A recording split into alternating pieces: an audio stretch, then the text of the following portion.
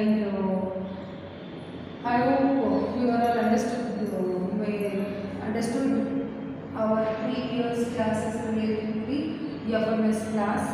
So okay, let us come to that. We have to discuss in this hour.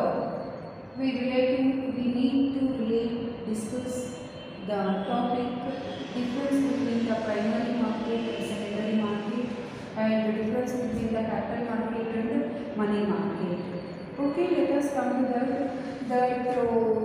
primary market you are all well known, and secondary market also we are discussed in the previous classes.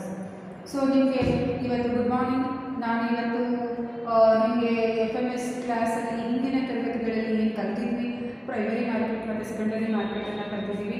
So money ಮಾರ್ಕೆಟನ್ನು ನೋಡ್ತೀವಿ, capital market in the sense stock ಎಕ್ಸ್ಚೇಂಜಸನ್ನು ನೋಡ್ತೀವಿ. Okay, we have to ನಾವಿವತ್ತು ಇವೆರಡಕ್ಕೂ ಏನು ವ್ಯತ್ಯಾಸ ಇದೆ, primary ಮಾರ್ಕೆಟ್ಗೂ ಮತ್ತು secondary ಮಾರ್ಕೆಟ್ಗೂ ಏನು ವ್ಯತ್ಯಾಸ ಇದೆ, ಕ್ಯಾಪಿಟಲ್ ಮಾರ್ಕೆಟ್ಗೂ ಮತ್ತು ಮನಿ ಮಾರ್ಕೆಟ್ಗೂ ಏನು ವ್ಯತ್ಯಾಸ ಇದೆ ಅನ್ನೋದನ್ನು ಈ ಕ್ಲಾಸಲ್ಲಿ ಈ ತರಗತಿಯಲ್ಲಿ ತಿಳ್ಕೊಳ್ಳೋಣ. Okay, let us come to the primary market only the fresh issue of shares. ನಿಮಗೆಲ್ಲರಿಗೂ ಕೂಡ ಗೊತ್ತಿದೆ. ಸೊ ಇದನ್ನು ಪಬ್ಲಿಕ್ ಇಶ್ಯೂ ಆಫ್ ಶೇರ್ಸ್ ಅಂತಲೂ ಕರಿತೀವಿ, ಪಬ್ಲಿಕ್ ಇಶ್ಯೂ ಮಾರ್ಕೆಟ್ ಅಂತಲೂ ಕರಿತೀವಿ, ಇನಿಷಿಯಲ್ ಇಶ್ಯೂಸ್ ಮಾರ್ಕೆಟ್ ಅಂತಲೂ ಕರಿತೀವಿ. ಹಾಗಿದ್ರೆ ಸೊ ಈ ಸೆಕೆಂಡರಿ ಮಾರ್ಕೆಟ್ ಅಂತ ಹೇಳಿದರೆ, ಸೆಕೆಂಡರಿ ಮಾರ್ಕೆಟಲ್ಲಿ ಪ್ರೈಮರಿ ಮಾರ್ಕೆಟ್ನಾಗೆ ಕೊಂಡುಕೊಂಡಿರುವಂತಹ ಸೆಕ್ಯೂರಿಟೀಸ್ಗಳನ್ನು ಇಲ್ಲಿ ಮಾರಾಟ ಮಾಡಲಿಕ್ಕೆ ಅವಕಾಶ ಇದೆ. ಅಂದರೆ ಒಂದಿದ್ದ ಎಕ್ಸಿಸ್ಟಿಂಗ್ ಸೆಕ್ಯೂರಿಟೀಸ್ ಏನಿದೆ ಅವುಗಳನ್ನು ಮಾರಾಟ ಮಾಡಲಿಕ್ಕೆ ಅವಕಾಶ ಇದೆ. ಹಾಗೆ ಇವೆರಡಕ್ಕೂ ಡಿಫ್ರೆನ್ಸ್ ಏನಿದೆಯಪ್ಪ ಅಂತಂದರೆ, ಮೊದಲನೇ ವ್ಯತ್ಯಾಸ ಏನು ಅಂದರೆ, ಈ ಪ್ರೈಮರಿ ಮಾರ್ಕೆಟಲ್ಲಿ is only fresh issues of securities made by the companies. First issue ಅಥವಾ ಫಸ್ಟ್ ಟೈಮ್ ಮೊದಲನೇ ಬಾರಿಗೆ ಇಶ್ಯೂ ಮಾಡುವಂತಹ ಬಿಡುಗಡೆಗೊಳಿಸುವಂತಹ ಸೆಕ್ಯೂರಿಟೀಸ್ಗಳು ಈ ಪ್ರೈಮರಿ ಮಾರ್ಕೆಟಲ್ಲಿ ನಾವು ನೋಡ್ತೀವಿ. ಸೆಕೆಂಡರಿ ಮಾರ್ಕೆಟಲ್ಲಿ ಏನಪ್ಪ ಅಂದರೆ, ಆಲ್ರೆಡಿ ಪ್ರೈಮರಿ ಮಾರ್ಕೆಟಲ್ಲಿ ಕೊಂಡ್ಕೊಂಡು ಬಂದು ಅವು ಆಲ್ರೆಡಿ ರನ್ನಿಂಗಲ್ಲಿರುವಂಥದ್ದು, ಅದಕ್ಕೆ ನಾವು ಎಕ್ಸಿಸ್ಟಿಂಗ್ ಅಂತ ಕರಿತೀವಿ. ಈ ಎಕ್ಸಿಸ್ಟಿಂಗ್ ಸೆಕ್ಯೂರಿಟೀಸ್ಗಳನ್ನು ಇಲ್ಲಿ ಮಾರಾಟ ಮಾಡಲಿಕ್ಕೆ ಅವಕಾಶ ಇದೆ, which already issued by the company already issue ಮಾಡಿಬಿಟ್ಟಿರುತ್ತೆ. ಇಶ್ಯೂ ಮಾಡಿರುವಂಥ ಶೇರ್ಸ್ಗಳನ್ನು ನಾವಿಲ್ಲಿ ಸೆಕೆಂಡರಿ ಮಾರ್ಕೆಟಲ್ಲಿ ಮಾರಾಟ ಮಾಡಲಿಕ್ಕೆ ಅವಕಾಶ ಇದೆ. ಆದರೆ ಇಲ್ಲಿ ನಡೆಯುವಂಥ ವ್ಯವಹಾರ ಎಂಥದ್ದು, ಡೀಲಿಂಗ್ಸ್ ಏನಿದೆ, ವ್ಯವಹಾರ ವಹಿವಾಟು ಎಂಥದ್ದು ಸೆಕೆಂಡರಿ ಮಾರ್ಕೆಟಲ್ಲಿ ಆಲ್ರೆಡಿ ಫಸ್ಟ್ ಪ್ರೈಮರಿ ಮಾರ್ಕೆಟಲ್ಲಿ ಕೊಂಡ್ಕೊಂಡು ಬಂದು ಇಲ್ಲಿ ರನ್ ಆಗ್ತಾ ಇರುವಂಥ ಸೆಕ್ಯೂರಿಟೀಸ್ಗಳನ್ನು ನಾವು ನೋಡ್ತೀವಿ. ಎರಡನೇ ವ್ಯತ್ಯಾಸ ಏನಪ್ಪ ಅಂತ ಹೇಳಿದ್ರೆ, ಇಲ್ಲಿ ಯಾವುದೇ ಆದಂಥ ಒಂದು no fixed geographical location of the primary location for the primary market. ಇಲ್ಲಿ ಜಿಯೋಗ್ರಫಿಕಲ್ ಲೊಕೇಶನ್ ಇಲ್ಲ ಅಂದರೆ ಭೌಗೋಳಿಕವಾದಂಥ ಒಂದು ಯಾವುದೇ ಪರ್ಟಿಕ್ಯುಲರ್ ಆಗಿ ನಿರ್ದಿಷ್ಟವಾದಂಥ ಒಂದು ಮಾರ್ಕೆಟ್ ಇಲ್ಲಿಲ್ಲ. ಆದರೆ ಸೆಕೆಂಡರಿ ಮಾರ್ಕೆಟಲ್ಲಿ ನಾವು ಇಂತಹ ಒಂದು ಫಿಕ್ಸ್ಡ್ ಮಾರ್ಕೆಟ್ ಪ್ಲೇಸನ್ನು ನೋಡ್ತೀವಿ. ಯಾವ್ಯಾವು ಮಾರ್ಕೆಟ್, ಸೆಕೆಂಡರಿ ಮಾರ್ಕೆಟ್ನ ಟ್ರಾನ್ಸಾಕ್ಷನ್ಸ್ಗಳು ಟ್ರೇಡ್ ಆಗ್ತಾ ಇದೆ ಸೆಕ್ಯೂರಿಟೀಸ್ಗಳು ಅಂತ ಹೇಳಿದರೆ, ಸೆಕ್ಯೂರಿಟೀಸ್ಗಳು ಟ್ರಾನ್ಸಾಕ್ಟ್ ಆಗ್ತಾಯಿದೆ ಅಂತ ಹೇಳಿದರೆ ಅದು for an example. So secondary ಮಾರ್ಕೆಟಲ್ಲಿ ಪರ್ಟಿಕ್ಯುಲರ್ ಮಾರ್ಕೆಟ್ ಪ್ಲೇಸ್ ಇದೆ, ಅದನ್ನು ನಾವು BSE ಬಾಂಬೆ ಸ್ಟಾಕ್ ಎಕ್ಸ್ಚೇಂಜ್ ಅಂತ ಕರಿತೀವಿ, NSE ನ್ಯಾಷನಲ್ ಸ್ಟಾಕ್ ಎಕ್ಸ್ಚೇಂಜ್ ಅಂತ ಕರಿತೀವಿ. ನಮ್ಮ ಕರ್ನಾಟಕದಲ್ಲಿ ಬ್ಯಾಂಗ್ಳೂರ್ ಸ್ಟಾಕ್ ಎಕ್ಸ್ಚೇಂಜ್ ಕೂಡ ಇದೆ. ಸೊ ಎಕ್ಸೆಟ್ರಾ ಇನ್ನು ಮುಂತಾದಂಥ ಸ್ಟಾಕ್ ಎಕ್ಸ್ಚೇಂಜಸ್ಗಳನ್ನು ನಾವೇನು ಮಾಡ್ತೀವಿ, ಪರ್ಟಿಕ್ಯುಲರ್ ಸ್ಟಾಕ್ ಎಕ್ಸ್ಚೇಂಜಸ್ಗಳಲ್ಲಿ ಮಾತ್ರ ಇಲ್ಲಿ ಟ್ರಾನ್ಸಾಕ್ಷನ್ ಆಗಲಿಕ್ಕೆ ಸಾಧ್ಯ ಇದೆ. ಹಾಗೆ ಪ್ರೈಮರಿ ಮಾರ್ಕೆಟ್ ಆ ಥರ ಅಲ್ಲ, ಅದು ಯಾವಾಗ ಬೇಕಾದ್ರೂ ಆಗ್ಬೋದು, ಏನು ಬೇಕಾದ್ರೂ ಆಗ್ಬೋದು. ಆ್ಯಂಡ್ ನಾವು ಹೇಳ್ತಾರೆ ಎಲ್ಲ ಕಂಪನಿಗಳು, whole companies can enter in primary market. ಪ್ರತಿಯೊಂದು ಕಂಪನಿಗೂ ಫಸ್ಟ್ ಇಶ್ಯೂ ಮಾಡಬೇಕಾದ್ರೆ ಪ್ರೈಮರಿ ಮಾರ್ಕೆಟಿಗೆ ಬಂದಿರಲೇಬೇಕು. ಆದರೆ ಇಲ್ಲಿ ಸೆಕೆಂಡರಿ ಮಾರ್ಕೆಟಲ್ಲಿ ಏನಾಗಿದೆ, only those companies which are already issued securities primary market, ಅವರು ಪ್ರೈಮರಿ ಮಾರ್ಕೆಟಲ್ಲಿ ಇಶ್ಯೂ ಮಾಡಿರೋರು ಮಾತ್ರ ಸೆಕೆಂಡರಿ ಮಾರ್ಕೆಟಲ್ಲಿ ಟ್ರಾನ್ಸಾಕ್ಟ್ ಮಾಡಲಿಕ್ಕೆ ಅವಕಾಶ ಇದೆ. ಸೊ ಹಾಗಾಗಿ ಇದು ಮೂರನೇ ಒಂದು ವ್ಯತ್ಯಾಸ ಅಂತ ನಾನು ಹೇಳ್ತೀನಿ. ಆ್ಯಂಡ್ ನಾಲ್ಕನೇ ವ್ಯತ್ಯಾಸ ಏನಪ್ಪ ಅಂತ ಹೇಳಿದ್ರೆ, first time securities are created. ಇಲ್ಲಿ ಮೊದಲೇ ಬಾರಿಗೆ ಕೊಡುವಂಥ ಸೆಕ್ಯೂರಿಟೀಸ್ಗಳು, ಇಶ್ಯೂ ಮಾಡುವಂಥ ಸೆಕ್ಯೂರಿಟೀಸ್ಗಳೇನಾದರೆ ಕ್ರಿಯೇಟೆಡ್ ಬೈ ದಿ ಕಂಪನೀಸ್. ಆಯಾ ಕಂಪನಿಗಳಿಗೆ ತಕ್ಕ ಹಾಗೆ ಇವರು ಕ್ರಿಯೇಟ್ ಮಾಡಿರ್ತಾರೆ. ಆದರೆ ಸೆಕೆಂಡರಿ ಮಾರ್ಕೆಟಲ್ಲಿ ಇಲ್ಲ. ಸೊ ಇವೆಲ್ಲವೂ ಕೂಡ ಸೆಕೆಂಡರಿ ಮಾರ್ಕೆಟಲ್ಲಿ ಏನಾಗ್ತಿದ್ದಾವೆ ಅಂತ ಹೇಳಿದ್ರೆ, so transfer from one person to another person through the stock exchange ಮಾಡಲಿಕ್ಕೆ ಸಾಧ್ಯ ಇದೆ. ಕ್ರಿಯೇಟೆಡ್ ಇಲ್ಲಿ transfer, one person to another person through the stock exchange possibilities ಇದೆ. ಆ್ಯಂಡ್ ನಾವು ಲೆಟ್ ಅಸ್ ಕನ್ಸಿಡರ್ ಐದನೇ ಒಂದು ವ್ಯತ್ಯಾಸ ಏನಿದೆಯಪ್ಪ ಅಂದರೆ it did not have no particular administration setup. ಅವರವರ ಕಂಪನಿಗಳ ಅನುಕೂಲಕ್ಕೆ ತಕ್ಕ ಹಾಗೆ ಅಡ್ಮಿನಿಸ್ಟ್ರೇಷನ್ ಸೆಟಪ್ ಮಾಡ್ಕೊಳ್ಳಿಕ್ಕೆ ಇಲ್ಲಿ ಅವಕಾಶ ಇದೆ. No set of rules and regulations are followed by the primary market.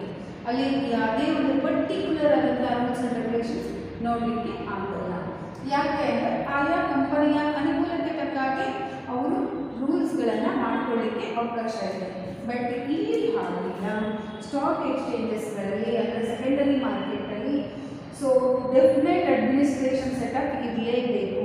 So ಇದು as per the SEBI guidelines, as per the RBI. So ಇಲ್ಲಿ ಪರ್ಟಿಕ್ಯುಲರ್ ಆಗಿ as per the companies act ಇಲ್ಲಿ ಪರ್ಟಿಕ್ಯುಲರ್ ಆಗಿ administration ಸೆಟಪ್ಪನ್ನು ಮಾಡಲೇಬೇಕು.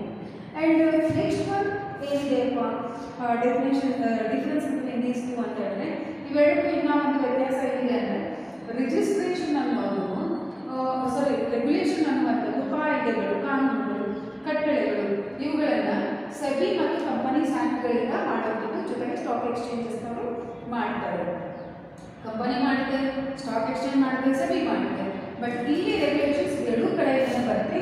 So from within the company, outside the company. Within the ಕಂಪನಿಲಿ ಕಂಪನಿಯ rules and regulations ಬರುತ್ತೆ, ಔಟ್ಸೈಡ್ ದಿ ಕಂಟ್ರಿ ಸೆಬಿ ಬರುತ್ತೆ, ಔಟ್ಸೈಡ್ ದಿ ಕಂಪನಿ ಸೆಬಿ ಬರುತ್ತೆ, ಮತ್ತು ಸ್ಟಾಕ್ ಎಕ್ಸ್ಚೇಂಜ್ ರೂಲ್ಸ್ಗಳು ಬರ್ತವೆ.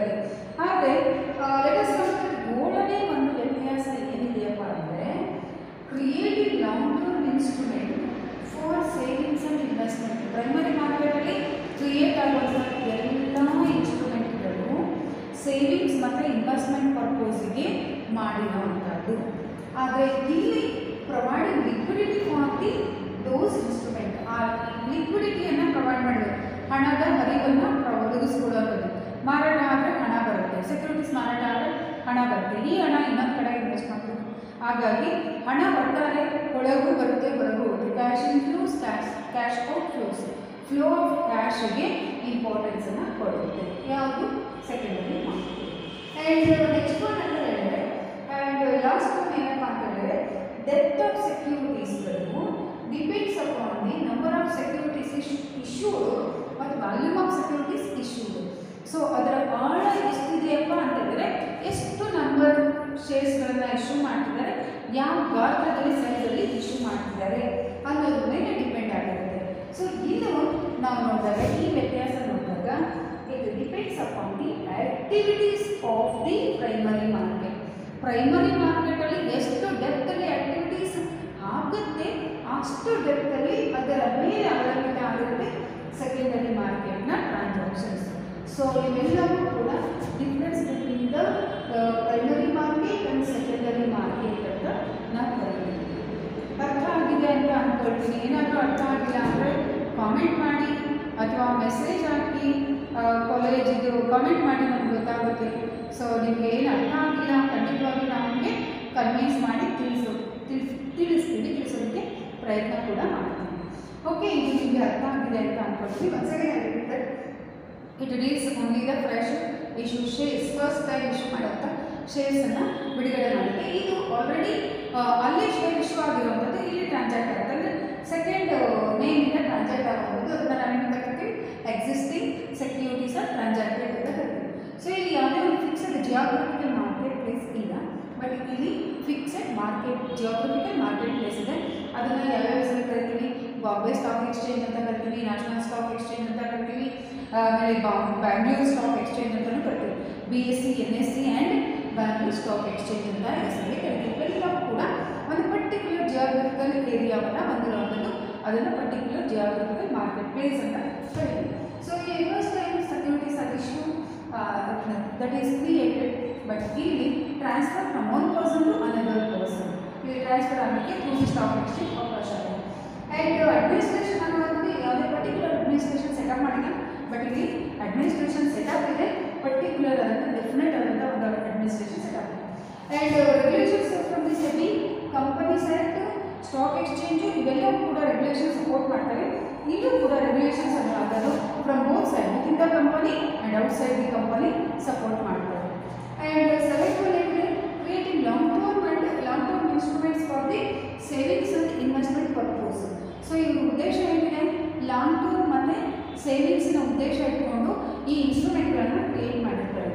ಇಲ್ಲಿ ಯಾವ ಉದ್ದೇಶ ಇರುತ್ತೆ ಅಂತ ಹೇಳಿದ್ರೆ providing liquidity for the those companies ಅದು ಇನ್ಸ್ಟ್ರೂಮೆಂಟ್ಗಳು ಮಾರಾಟ ಆಗ್ತಿರಬೇಕು, ಕ್ಯಾಶ್ ಇನ್ಫ್ಲೋಸ್ ಆಗ್ತಿರಬೇಕು, ಮತ್ತೆ ಪರ್ಚೇಸ್ ಮಾಡ್ತಿರ್ಬೇಕು, ಕ್ಯಾಶ್ ಔಟ್ಫ್ಲೋಸ್ ಆಗಬೇಕು. ಕ್ಯಾಶ್ ಫ್ಲೋಸ್ಗೆ ಇಂಪಾರ್ಟೆನ್ಸನ್ನು ಕೊಟ್ಟಿದ್ದಾರೆ, ಹಣದ ಹರಿವಿಗೆ ಇಂಪಾರ್ಟೆನ್ಸ್ ಕೊಟ್ಟಿದ್ದಾರೆ. And last depth of the ಸೆಕ್ಯೂರಿಟೀಸನ್ನು ನಾವು ನೋಡೋಕೆ ಹೋದರೆ ಎಷ್ಟಿದೆ ಅಂತ ಹೇಳಿದ್ರೆ depends upon number of issue shares depends upon volume of issues ಅಂತ ಹೇಳ್ತೀವಿ. ಸೊ ಇಶ್ಯೂ ಆಫ್ ಸೆಕ್ಯೂರಿಟೀಸ್ಗಳನ್ನು ಎಷ್ಟು ಗಾತ್ರದಲ್ಲಿ ಇಶ್ಯೂ ಮಾಡಿದ್ದಾರೆ ಆದರೆ ಎಷ್ಟು ನಂಬರ್ಸಲ್ಲಿ ಇಶ್ಯೂ ಮಾಡಿದ್ದಾರೆ ಅನ್ನೋದನ್ನ ಡಿಪೆಂಡ್ ಆಗಿರುತ್ತೆ. ಇಲ್ಲಿ ಸೆಕೆಂಡರಿ ಮಾರ್ಕೆಟಲ್ಲಿ ಅವರು ಎಷ್ಟು ಪ್ರೈಮರಿ ಮಾರ್ಕೆಟಲ್ಲಿ ಎಷ್ಟು ಡೆಪ್ತಲ್ಲಿ ಇದ್ದಾರೆ ಅಷ್ಟು ಇದ್ರ ಮೇಲೆ ಆಕ್ಟಿವಿಟೀಸ್ ರನ್ ಆಗುತ್ತೆ. ಸೊ ಆದರೆ depends upon the primary markets activities ಅಂತ ಹೇಳಿದ್ರೆ. So this all should be called as primary market and secondary ಮಾರ್ಕೆಟ್ನ ವ್ಯತ್ಯಾಸಗಳು. Distinguish between primary market and secondary market ಅಥವಾ difference between primary market and secondary market ಅಂತ ಇರ್ತದೆ. ನಾವು ಇದು ಅರ್ಥ ಆಗಿದೆ ಅಂತ ಅಂದ್ಕೊಳ್ತೀನಿ. ಆ್ಯಂಡ್ ನಾವು let us come to the difference between capital market and money market. Capital market ಮತ್ತು ಮನಿ ಮಾರ್ಕೆಟ್ಗೆ ಏನೇನು ವ್ಯತ್ಯಾಸ ಇದೆ ಅಂತ ಹೇಳ್ತಾರೆ.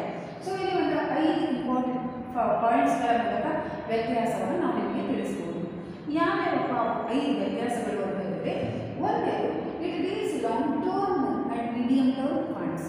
ಇಲ್ಲಿ ಕ್ಯಾಪಿಟಲ್ ಮಾರ್ಕೆಟ್ ಅಂದರೆ ಲಾಂಗ್ ಟರ್ಮ್, ಮನಿ ಮಾರ್ಕೆಟ್ ಅಂದರೆ ಶಾರ್ಟ್ ಟರ್ಮ್. ಸೊ ಹಾಗೆ money market short term, long term ಅಂತ ಕ್ಯಾಪಿಟಲ್ ಮಾರ್ಕೆಟನ್ನು ಕರೀತೀವಿ. ಹಾಗೆ ಇಲ್ಲಿ ಲಾಂಗ್ ಟರ್ಮ್ ಕ್ಯಾಪಿಟಲ್ ಮತ್ತು ಮೀಡಿಯಂ ಟರ್ಮ್ ಕ್ಯಾಪಿಟಲ್ಸ್ಗಳನ್ನು ಫಂಡನ್ನು ಒದಗಿಸ್ಕೊಡುವಂಥ ಕೆಲಸ ಕ್ಯಾಪಿಟಲ್ ಮಾರ್ಕೆಟ್. ಇಲ್ಲಿ ಒಂದಿಂದ ಶಾರ್ಟ್ ಟರ್ಮ್ ಫಂಡ್ಸನ್ನು ಒದಗಿಸ್ಕೊಡು. ಶಾರ್ಟ್ ಟರ್ಮ್ ಅಂದರೆ within 1 year. So within 1 year ಒಳಗಡೆ ಒದಗಿಸ್ಕೊಡುವಂಥ ಒಂದು ಅವಧಿಯಲ್ಲಿ ಒದಗಿಸುವಂಥ ಫಂಡನ್ನು ನಾವೇನಂತ ಕರಿತೀವಿ, ಶಾರ್ಟ್ ಟರ್ಮ್ ಫಂಡ್. ಸೊ 3 ವರ್ಷ ಅಥವಾ 1 ವರ್ಷಕ್ಕಿಂತ ಮೇಲೆ ಇರೋವೆಲ್ಲವೂ ಕೂಡ ಲಾಂಗ್ ಟರ್ಮಿಗೆ ಬರ್ತವೆ. ಆ್ಯಂಡ್ ಎರಡನೇ ವ್ಯತ್ಯಾಸ ಏನಪ್ಪ ಹೇಳಬೇಕು ಅಂದರೆ, it provides fund for fixed assets. Fixed ಅಸೆಟ್ಸ್ಗಳನ್ನು ಕೊಂಡುಕೊಳ್ಳೋದಕ್ಕೆ ಈ ಫಂಡನ್ನು ಒದಗಿಸ್ಕೊಡುತ್ತೆ ಕ್ಯಾಪಿಟಲ್ ಮಾರ್ಕೆಟ್.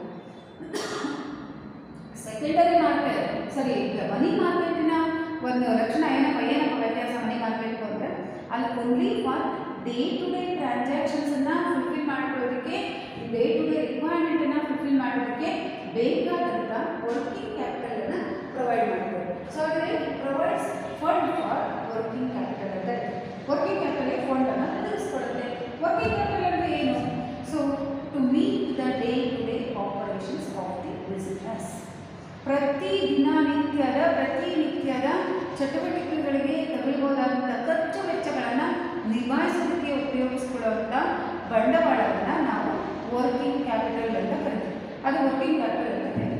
ಸೊ ಅದರಲ್ಲಿ ಲಾಂಗ್ ಟರ್ಮ್ ಫಿಕ್ಸೆಡ್ ಕ್ಯಾಪಿಟಲ್ಗೆ ಫಂಡನ್ನು ಪ್ರೊವೈಡ್ ಮಾಡಿ ವರ್ಕಿಂಗ್ ಕ್ಯಾಪಿಟಲ್ಗೆ ಫಂಡನ್ನು ಪ್ರೊವೈಡ್ ಮಾಡ್ತೀವಿ. ಆ್ಯಂಡ್ ನಾವು ಈ ಒಂದು ಕ್ಯಾಪಿಟಲ್ ಮಾರ್ಕೆಟಲ್ಲಿ ads link between investors, industrials and commercial enterprises. ಇದು ಒಂದು ಲಿಂಕನ್ನು ಒದಗಿಸ್ಕೊಡುತ್ತೆ, ಒಂದು ಕೊಂಡಿಯನ್ನು ಒದಗಿಸುತ್ತೆ. ಯಾರ್ಯಾರಪ್ಪ ಅಂದರೆ ಇನ್ವೆಸ್ಟರ್ಸ್ಗೆ ಬಂಡವಾಳ ಹೂಡಿಕೆ ಮಾಡೋರಿಗೆ, ಇಂಡಸ್ಟ್ರಿಯಲ್ಸ್ ಕೈಗಾರಿಕೆಗಳಿಗೆ, ಮತ್ತು ಕಮರ್ಷಿಯಲ್ ಎಂಟರ್ಪ್ರೈಸಸ್ ವಾಣಿಜ್ಯ ವ್ಯವಹಾರಗಳಿಗೆ ಇದು ಒಂದು ಲಿಂಕನ್ನು ಒದಗಿಸ್ಕೊಡುತ್ತೆ. ಪ್ಲಾಟ್ಫಾರ್ಮನ್ನು ಪ್ರೊವೈಡ್ ಮಾಡುತ್ತೆ. Provides the good platform to the these are investors, industrials and business enterprises. ಇದು ಶಾರ್ಟ್ ಟರ್ಮ್ ಇರೋದ್ರಿಂದ money market provides the link between ಯಾರು ಡೆಪಾಸಿಟ್ ಮಾಡ್ತಾರೆ, ಪರ್ಚೇಸ್ ಮಾಡ್ಕೊಳ್ತಾರೆ, ಅವರು ಡೆಪಾಸಿಟರ್ ಆ್ಯಂಡ್ ಬ್ರೋಕರ್ಸ್. ಡೆಪಾಸಿಟರ್ಸ್ ಅಂದರೆ ಇನ್ವೆಸ್ಟರ್ಸ್ ಮತ್ತು ಬ್ರೋಕರ್ಸ್ ಮಧ್ಯದಲ್ಲಿ. ಸೊ ಇದು ಒಂದು ಲಿಂಕನ್ನು ಕ್ರಿಯೇಟ್ ಮಾಡುತ್ತೆ. ಯಾವುದು? ಮನಿ ಮಾರ್ಕೆಟ್. ಆ್ಯಂಡ್ ನಾವು ಈ ಒಂದು ಕ್ಯಾಪಿಟಲ್ ಮಾರ್ಕೆಟಲ್ಲಿ capital market arranges the large amount of funds. ಬಹಳಷ್ಟು ದೊಡ್ಡದಾದಂಥ ಒಂದು ಮೊತ್ತವನ್ನು ಒದಗಿಸ್ಕೊಡುತ್ತೆ ಕ್ಯಾಪಿಟಲ್ ಮಾರ್ಕೆಟ್. ಯಾಕೆಂದರೆ ಶೇರ್ಸ್ಗಳನ್ನು ಇಶ್ಯೂ ಮಾಡುವಂಥದ್ದು, ಡಿಬೆಂಚರ್ಸ್ಗಳನ್ನು ಲಾಂಗ್ ಟರ್ಮ್ಗೆ ಇಶ್ಯೂ ಮಾಡುವಂಥದ್ದು ಈ ಕ್ಯಾಪಿಟಲ್ ಮಾರ್ಕೆಟಲ್ಲಿ ಸೇಲ್ ಮಾಡುವಂಥದ್ದು ಎಲ್ಲ. ಲಾಂಗ್ ಟರ್ಮಿಂದ ಬರುವಂಥ ಫಂಡ್ ಏನಿದೆ ಅಲ್ಲ, ಅದು ದೊಡ್ಡ ಅಮೌಂಟ್ ಇರುತ್ತೆ. ಆ ದೊಡ್ಡ ಅಮೌಂಟ್ ಯಾವುದಕ್ಕೆ ಕೊಡುತ್ತೆ? ಲಾಂಗ್ ಟರ್ಮಲ್ಲಿ ದೊಡ್ಡ ಫಿಕ್ಸೆಡ್ ಕ್ಯಾಪಿಟಲ್ ಯೂಸ್ ಮಾಡ್ಕೊಳ್ಳೋಕ್ಕೆ ಅಥವಾ ಇನ್ನೇನೋ ಬಿಸ್ನೆಸ್ ಡೆವಲಪ್ಮೆಂಟ್ಗೆ ಯೂಸ್ ಮಾಡ್ಕೊಳ್ಳೋಕ್ಕೆ ಅವಕಾಶ ಇರುತ್ತೆ. But it arrange only for the short term amount ಅಥವಾ ಶಾರ್ಟ್ ಟರ್ಮ್ ಫಂಡ್. ಇದು 1 ವರ್ಷದ ಅವಧಿ ತನಕ ಒಂದು ಒಂದು ಅಲ್ಪ ಅವಧಿಗೆ ಸಿಗುವಂಥ ಒಂದು ಫಂಡನ್ನು ಒದಗಿಸಿಕೊಡುತ್ತೆ.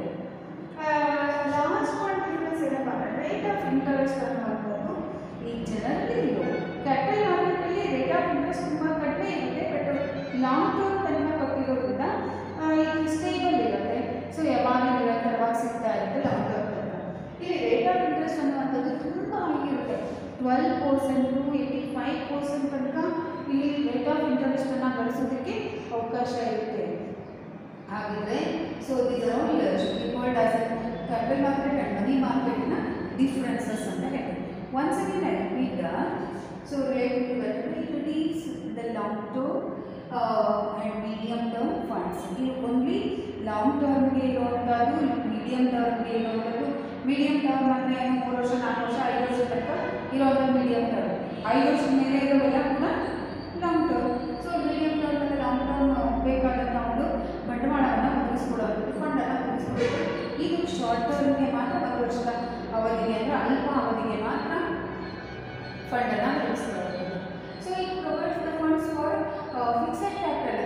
ಫಿಕ್ಸೆಡ್ ಕ್ಯಾಪಿಟಲ್ ಅಂದರೆ ದೊಡ್ಡ ದೊಡ್ಡ ಮೆಷಿನರೀಸ್ ಇರುತ್ತೆ, ಅವುಗಳಿಗೆ ಇನ್ಫ್ರಾಸ್ಟ್ರಕ್ಚರ್ಗಳಲ್ಲಿ ಇನ್ವೆಸ್ಟ್ ಮಾಡಬೇಕು, ಮೆಷಿನರೀಸ್ಗಳು ಇನ್ಸ್ಟಾಲ್ ಮಾಡಬೇಕು, ಎಲ್ಲ ಬೇಕಾಗುತ್ತೆ, ಬಿಲ್ಡಿಂಗ್ ಕೊಂಡ್ಕೋಬೇಕು, ಸೊ ಅದಕ್ಕೆ ಬೇಕಾಗುತ್ತೆ, ಲ್ಯಾಂಡ್ ಪರ್ಚೇಸ್ ಮಾಡಬೇಕು, ಅದಕ್ಕೆ ಬೇಕಾಗುತ್ತೆ. ಇವೆಲ್ಲವೂ ಕೂಡ ಕೈಂಡ್ ಆಫ್ ಫಿಕ್ಸೆಡ್ ಅಸೆಟ್ಸ್ ಅಂತ ಹೇಳಿ. ಈ ಫಿಕ್ಸೆಡ್ ಅಸೆಟ್ಸ್ ಪರ್ಚೇಸ್ ಮಾಡೋಕ್ಕೆ ಬೇಕಾದಂಥ ಒಂದು ಫಿಕ್ಸೆಡ್ ಕ್ಯಾಪಿಟಲ್ಸ್ಗಳು ಏನಿದೆಯಲ್ಲ ಅದು ರಿಕ್ವೈರ್ಮೆಂಟ್ ಇರುತ್ತೆ. Fixed capital and so temporary capital ಅಥವಾ ವರ್ಕಿಂಗ್ ಕ್ಯಾಪಿಟಲ್ ಅಂತ ಕ್ಯಾಪಿಟಲನ್ನು 2 ಭಾಗವಾಗಿ ಮಾಡ್ತೀವಿ. ಆದರೆ ಇದು ಫಿಕ್ಸೆಡ್ ಕ್ಯಾಪಿಟಲ್ಗೆ ಫಂಡ್ ಒದಗಿಸ್ಕೊಂಡ್ರೆ ಮನಿ ಮಾರ್ಕೆಟು, ಸೊ ವರ್ಕಿಂಗ್ ಕ್ಯಾಪಿಟಲ್ಗೆ ಫಂಡನ್ನು ಒದಗಿಸ್ಕೊಡುವಂಥದ್ದು. ಇಲ್ಲಿ ಈ ಒಂದು ಕ್ಯಾಪಿಟಲ್ ಮಾರ್ಕೆಟು ಲಿಂಕನ್ನು ಇಂಡಸ್ಟ್ರಿಯಲ್ ಇನ್ವೆಸ್ಟರ್ಸ್ ಮತ್ತು ಕಮರ್ಷಿಯಲ್ ಎಂಟರ್ಪ್ರೈಸಸ್ಗೆ ಒಂದು ಲಿಂಕನ್ನು ಪ್ರೊವೈಡ್ ಮಾಡುತ್ತೆ. ಆದರೆ ಈ money market only creates the link between the depositors and the brokers. ಈ ಬ್ರೋಕರ್ಸ್ ಇಂದ ಏನು ಮಾಡೋಕ್ಕಾಗಲ್ಲ. ಸೊ ಬ್ರೋಕರ್ಸ್ ಸಹಾಯ ಬೇಕೇ ಬೇಕು. ಬ್ರೋಕರ್ಸ್ ಅಂದರೆ ಸ್ಟಾಕ್ ಬ್ರೋಕರ್ಸ್ ಬೇಕಾಗ್ತಾರೆ, ಡೆಪಾಸಿಟರ್ಸ್ ಅಂದರೆ ಇನ್ವೆಸ್ಟರ್ಸ್. ಸೊ ಇಬ್ಬರ ಸಹಾಯದಿಂದ ಇಲ್ಲಿ ಒಂದು ಲಿಂಕನ್ನು ಪ್ರೊವೈಡ್ ಮಾಡ್ತೀವಿ. ಇಬ್ಬರ ಮಧ್ಯದಲ್ಲಿ ಒಂದು ಲಿಂಕನ್ನು ಪ್ರೊವೈಡ್ ಮಾಡೋದು money market. And capital market ಅನ್ನುವಂಥದ್ದು ಕರೆಯಿಂದ large amount of funds for the business. ಇಲ್ಲಿ ಲಾರ್ಜ್ ಅಮೌಂಟನ್ನು ಒದಗಿಸ್ಕೊಡುತ್ತೆ, ತುಂಬ ದೊಡ್ಡದಾದಂಥ ಗಾತ್ರದಲ್ಲಿರುವಂಥ ಮೊತ್ತವನ್ನು ಒದಗಿಸ್ಕೊಡುವಂಥದ್ದು, ಅರೇಂಜ್ ಮಾಡುವಂಥದ್ದು ಕ್ಯಾಪಿಟಲ್ ಮಾರ್ಕೆಟಲ್ಲಿ ನೋಡ್ತೀವಿ. ಆದರೆ ಸೊ ಮನಿ ಮಾರ್ಕೆಟಲ್ಲಿ arrange only for the short term funds. ಇದು ಶಾರ್ಟ್ ಟರ್ಮ್ ಫಂಡನ್ನು ಮಾತ್ರ ಅರೇಂಜ್ ಮಾಡಿಕೊಡುತ್ತೆ. ಆ್ಯಂಡ್ ಲಾಸ್ಟ್ ಒಂದು ರೇಟ್ ಆಫ್ ಇಂಟ್ರೆಸ್ಟ್ ಅನ್ನುವಂಥದ್ದು ಕ್ಯಾಪಿಟಲ್ ಮಾರ್ಕೆಟಲ್ಲಿ ತುಂಬ ಕಡಿಮೆ ಇರುತ್ತೆ, ಮನಿ ಮಾರ್ಕೆಟಲ್ಲಿ ತುಂಬ ಜಾಸ್ತಿ ಇರುತ್ತೆ. So rate of interest is very low in capital market and rate of interest is also high in the money market. ಇಲ್ಲಿ ಬಹಳಷ್ಟು ಹೈ ಇರುತ್ತೆ, ಇದು ಸಾಧ್ಯತೆ ಇದೆ. ಹಾಗಿದ್ರೆ ಸೊ ಇವೆಲ್ಲವೂ ಕೂಡ ನಾವು ನೋಡಿದಾಗ ಮನಿ ಮಾರ್ಕೆಟ್ ಮತ್ತು ಕ್ಯಾಪಿಟಲ್ ಮಾರ್ಕೆಟ್ ವ್ಯತ್ಯಾಸ ಗೊತ್ತಾಗಿದೆ. ನಿಮ್ಮಲ್ಲಿ ಒಂದು ಕ್ಯೂರಿಯಸ್ ಬರ್ಬೋದು, ಮನಿ ಮಾರ್ಕೆಟಲ್ಲಿ ಯಾಕೆ ಇಂಟ್ರೊಡ್ಯೂಸ್ ಮಾಡಬಾರ್ದು ನಮ್ಮ ಬಂಡವಾಳವನ್ನು? ಹೈಯೆಸ್ಟ್ ಅಂದರೆ 12 to 85% ಅಂತ ಲಾಭ ಗಳಿಸ್ಬೋದು. 12 to 85% ಅಂದರೆ it's not anything. So 12 to 85% ತನಕನೂ ಲಾಭ ಗಳಿಸಲಿಕ್ಕೆ ಅವಕಾಶ ಇದೆ. ಹಾಗಂತ ಹೇಳಿ ಅಷ್ಟೇ ಆಸೆ ಇಟ್ಕೊಂಡು ಹೋಗಿ ಇನ್ವೆಸ್ಟ್ ಮಾಡಿದರೆ ಲಾಭನೇ ಬರಲ್ಲ. ನೆಗೆಟಿವ್ಸು ಕೂಡ ನಮಗೆ ಗೊತ್ತಿರಬೇಕು. We are ready to tolerate the 12 to 85% loss also. ಇಲ್ಲಿ ಎಷ್ಟು ಲಾಭ ಗಳಿಸ್ತೀವೋ ಅಷ್ಟು ನಷ್ಟನ ಅನುಭವಿಸೋದಕ್ಕೆ ನಾವು ಮೆಂಟಲಿ ಪ್ರಿಪೇರ್ ಆಗಿರಬೇಕು. ಸೊ ಹಾಗಾಗಿ ಎಷ್ಟು ಕಡಿಮೆ ಅವಧಿಯಲ್ಲಿ ಲಾಭ ಹೆಚ್ಚಿಗೆ ಗಳಿಸ್ತೀವೋ ಸಮ್ಟೈಮ್ಸ್ ಅಷ್ಟೇ ಕಡಿಮೆ ಅವಧಿಯಲ್ಲಿ ಹೆಚ್ಚಿನ ನಷ್ಟವನ್ನು ಹೊಂದೋದಕ್ಕೂ ಕೂಡ ಸಾಧ್ಯತೆ ಇದೆ. ಇವೆಲ್ಲವೂ ಕೂಡ difference between capital market and money market ಅಂತ ಹೇಳ್ತೀವಿ. ಇದು ನಿಮಗೆ ಎಕ್ಸಾಮಲ್ಲಿ 10 ಮಾರ್ಕ್ಸಿಗೆ ಕೇಳುವಂಥ ಒಂದು ಕ್ವಶನ್ ಆಗಿರುತ್ತೆ. ಸೊ 10 ಮಾರ್ಕ್ಸ್ ಅಥವಾ 5 ಮಾರ್ಕ್ಸ್ಗೆ ಕೇಳಲಿಕ್ಕೆ ಅವಕಾಶ ಇದೆ. ಶಾರ್ಟ್ ನೋಟ್ಸ್ ಟೈಪ್ ಕೇಳಲಿಕ್ಕೆ ಅವಕಾಶ ಇದೆ. Right the difference between these two ಅಂತ ಕೇಳ್ಬೋದು. Right the difference between so capital primary market and secondary market ಅಂತ ಕೇಳ್ಬೋದು. ಸೊ ಇವೆರಡೂ ಕೂಡ ಇದಕ್ಕೆ 10 ಮಾರ್ಕ್ಸ್ ಕೇಳ್ಬೋದು, ಅದಕ್ಕೆ 5 ಮಾರ್ಕ್ಸ್ ಕೇಳಲಿಕ್ಕೆ ಅವಕಾಶ ಇದೆ. ಸೊ ಇದನ್ನು ನೀವು ತಿಳ್ಕೊಂಡಿದ್ರೆ, ನೀಟಾಗಿ ಅರ್ಥ ಮಾಡ್ಕೊಂಡಿದ್ರೆ ನೀವು ಆಟೋಮೆಟಿಕ್ಕಾಗಿ ಇದನ್ನು ಸೊ ಚೆನ್ನಾಗಿ ಬರೆಯೋದಕ್ಕೆ ಅವಕಾಶ ಇದೆ. I hope you are all understood the difference between primary market and secondary market as well as capital market and money market. Okay students, next class ಅಲ್ಲಿ ನಾನು ಮತ್ತೆ another concept ಅನ್ನು ತಗೊಂಡು ಬಂದು ನಿಮ್ಮ ಜೊತೆ ಡಿಸ್ಕಷನ್ ಅನ್ನು ಮಾಡ್ತೀನಿ. ಓಕೆ, ಈಗ ಎಲ್ರಿಗೂ ಅರ್ಥ ಆಗಿದೆ ಅಂತ ಅಂದ್ಕೊಳ್ತೀನಿ. ಮುಂದಿನ ತರಗತಿಯಲ್ಲಿ ಮುಂದಿನ ನೆಕ್ಸ್ಟ್ ಕಾನ್ಸೆಪ್ಟ್ ಅನ್ನು ತಗೊಂಡು ಬರ್ತೀನಿ related to the unit, first unit. Thank you.